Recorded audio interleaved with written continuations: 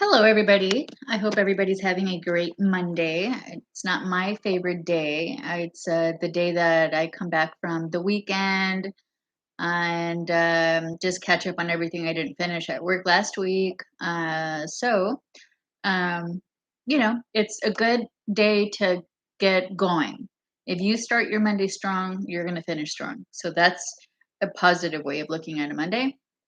Um, and anyhow, I wanted to again share with you a little bit of what my intent of my motivation behind making YouTube videos might be is I was unfortunate to not have a um, contact with my children for a very long time, and so to me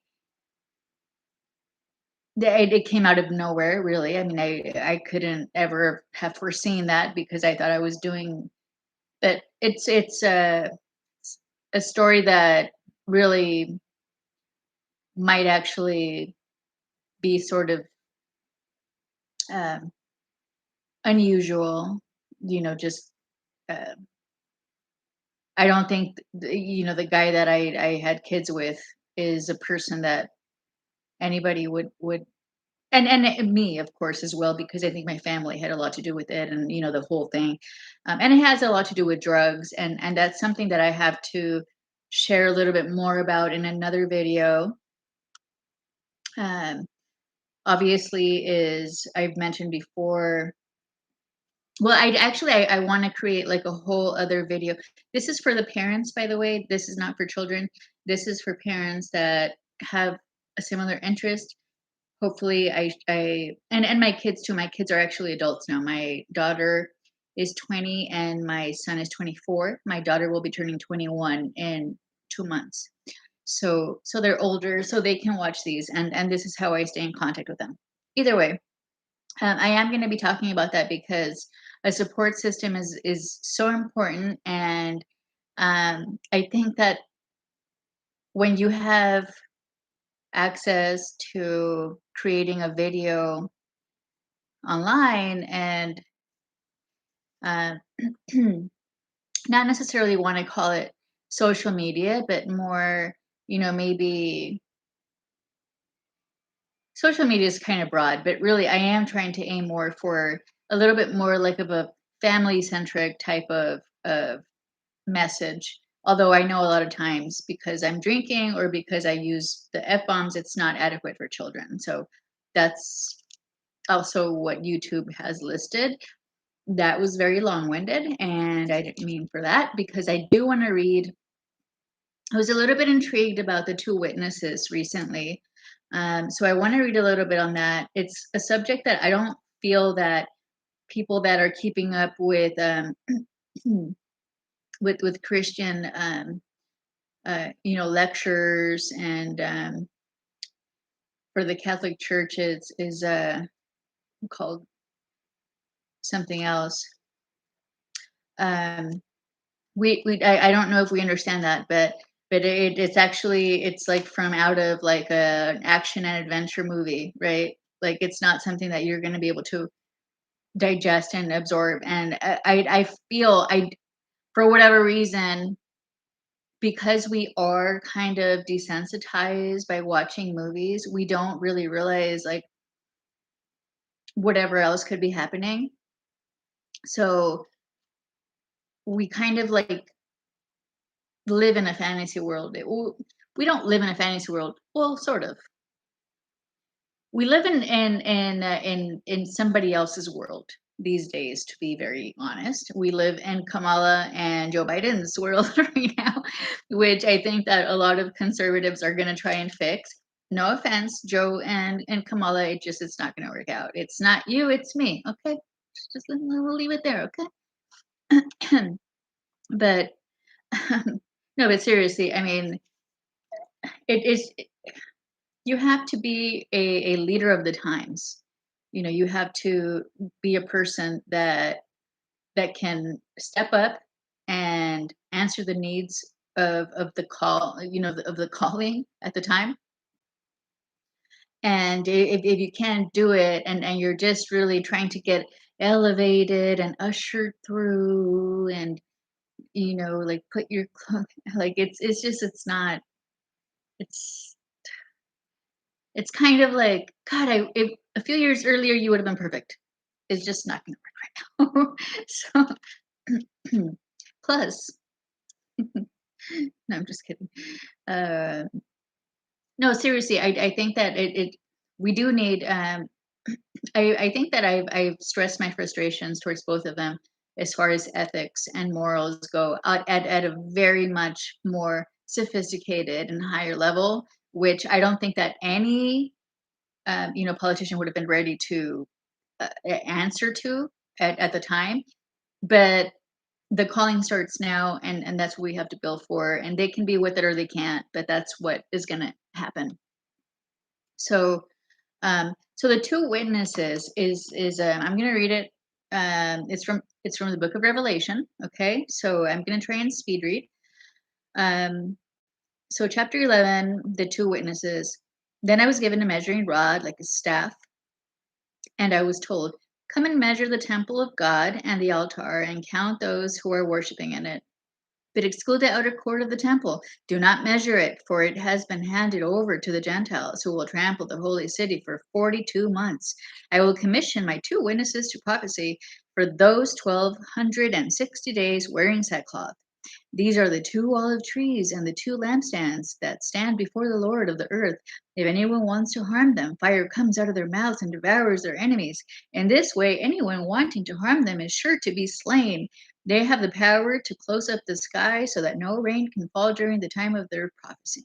They also have power to turn water into blood and to afflict the earth with any plague as often as they wish.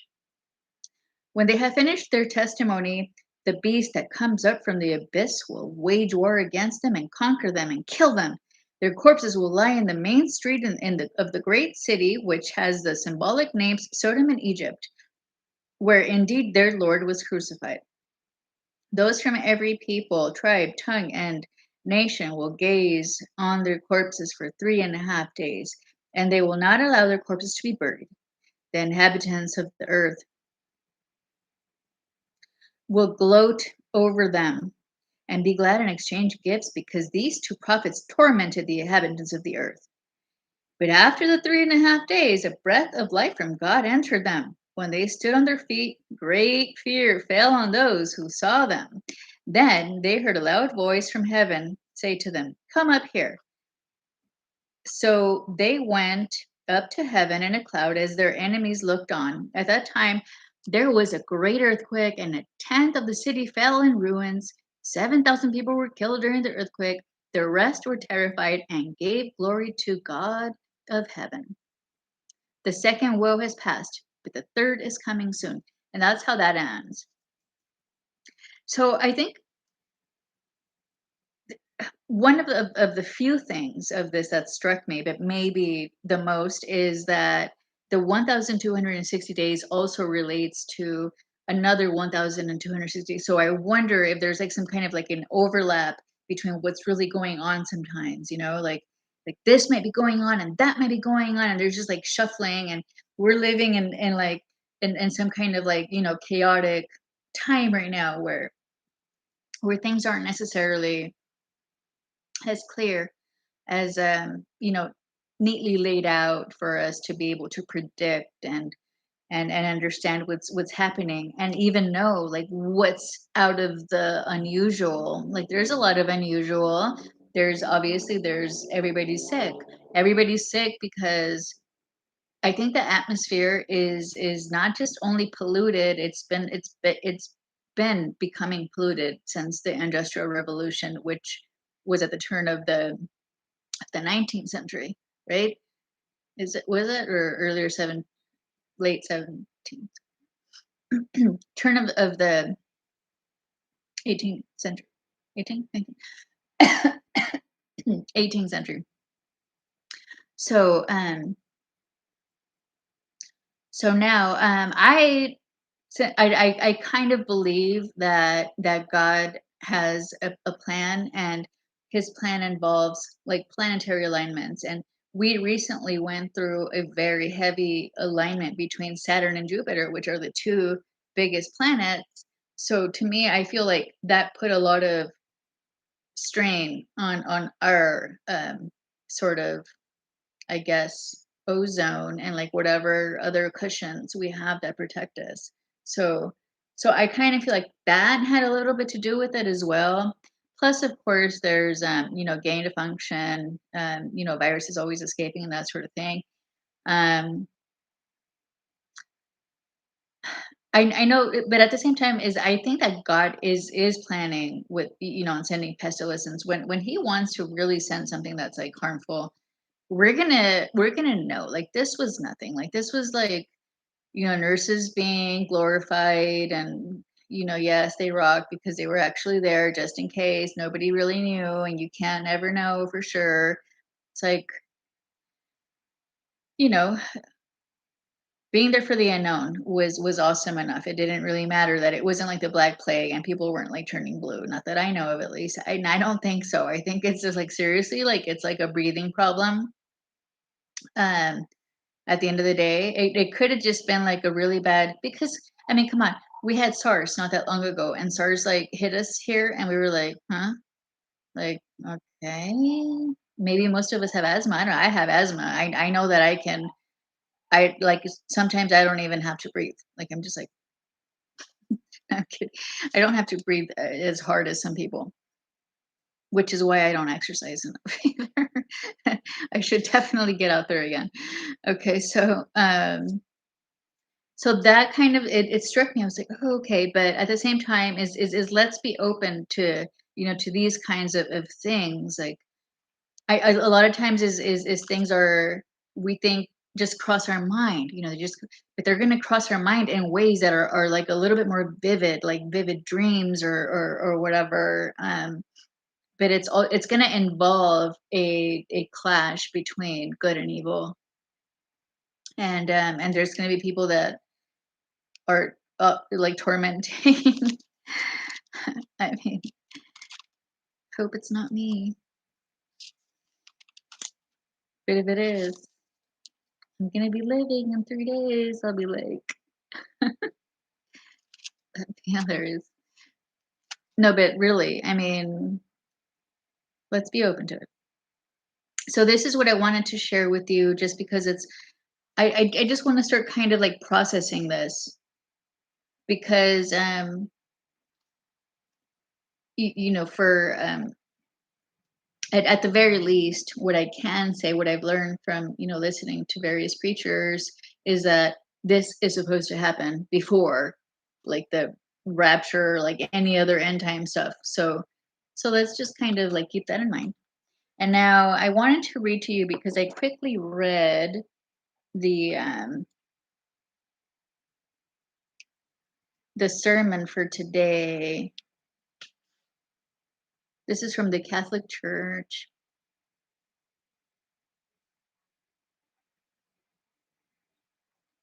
Um, so they sent out these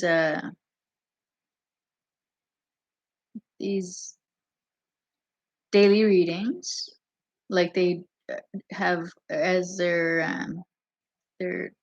sermon is the word I was looking for. Listen. Sorry, guys. Delete it. Okay, so this one, this is actually a very pretty one. I'm gonna actually go to my iPad. Sorry. It's from the Book of Wisdom, which is, it's my favorite book. I can't deny it. I haven't read all of the Bible, but I know that just reading it, I'm like, yes, like I love this. It talks about, justice and wisdom, wisdom and justice, and then all over again. So that's all it's really about.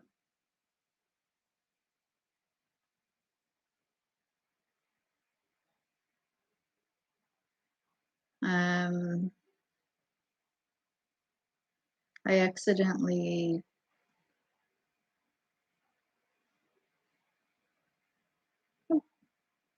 did I? No, I didn't. Here it is. Okay, got it.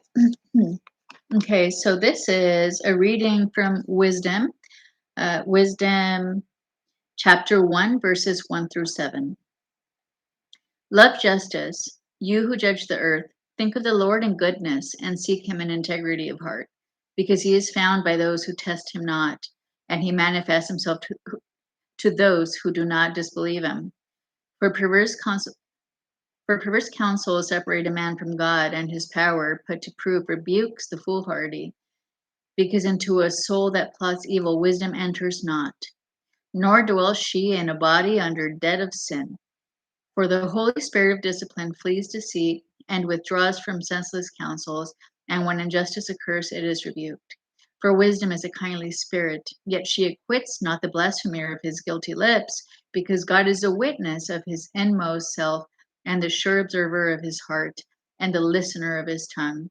For the Spirit of the Lord fills the world, is all embracing, and knows what man says.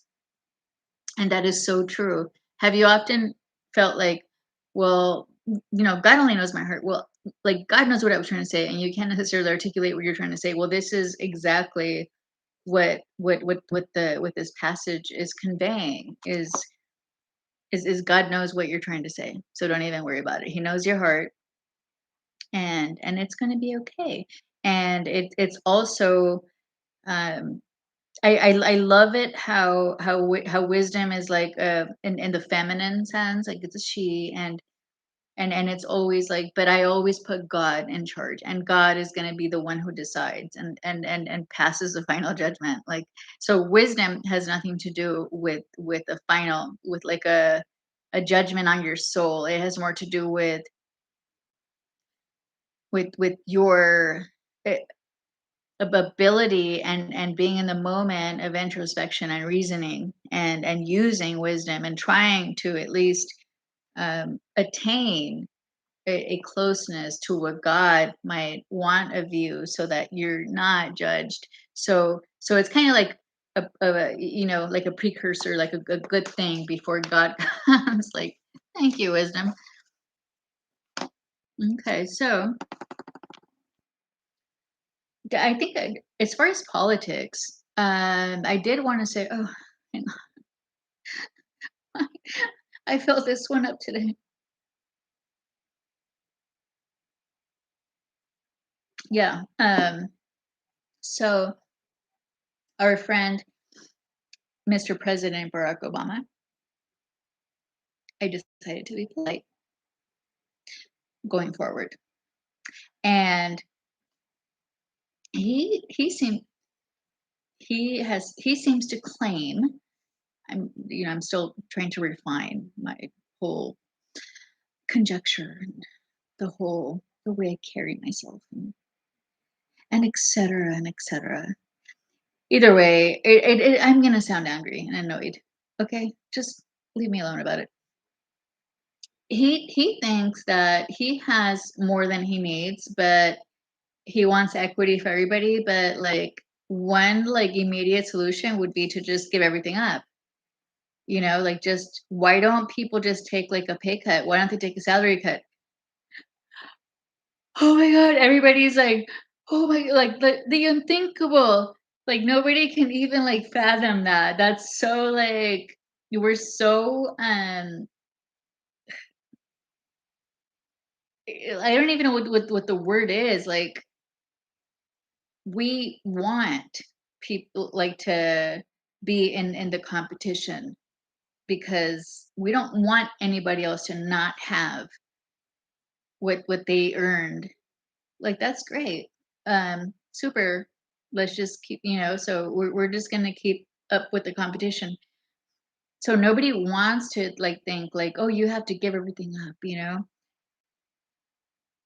which would be okay, right? For us. I mean, it would be smart of us when we had a president that believed in having the opportunities available to us, which is not necessarily the case right now, except of course that now that we don't have the opportunities, but people do believe in everybody else having something and they actually can, but they don't, are also telling us that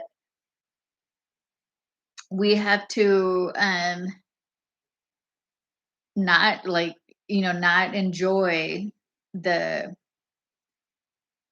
same economics that we did last year or when our previous president was in office.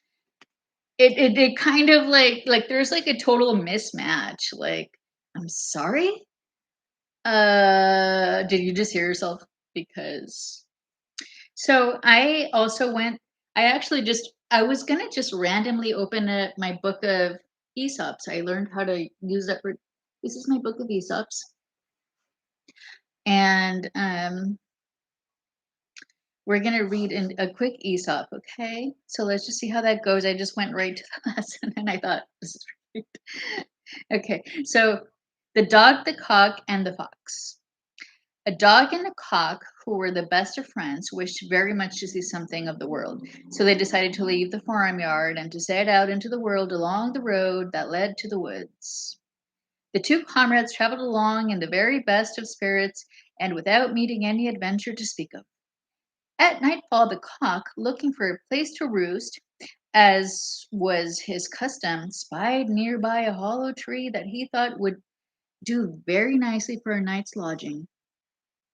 The dog could creep inside and the cock could fly up on one of the branches. So said, so done, and both slept very comfortably. With the first glimmer of dawn, the cock awoke. For the moment, he forgot just where he was. He thought he was still in the farmyard, where it had been his duty to arouse the household at daybreak. So standing on tiptoes, he flapped his wings and crowed lustily, but insisted of awakening the farmer. I'm sorry, but instead of awakening the farmer, he awakened a fox not far off in the wood.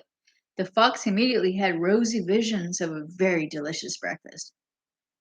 Hurrying to the tree where the cock was roosting, he said very politely, "A hearty welcome to our woods, honored sir. I cannot tell you how glad I am to see you here. I am quite sure we shall become the closest of friends. I feel highly flattered, kind. I feel highly flattered, kind sir," replied the cock slyly.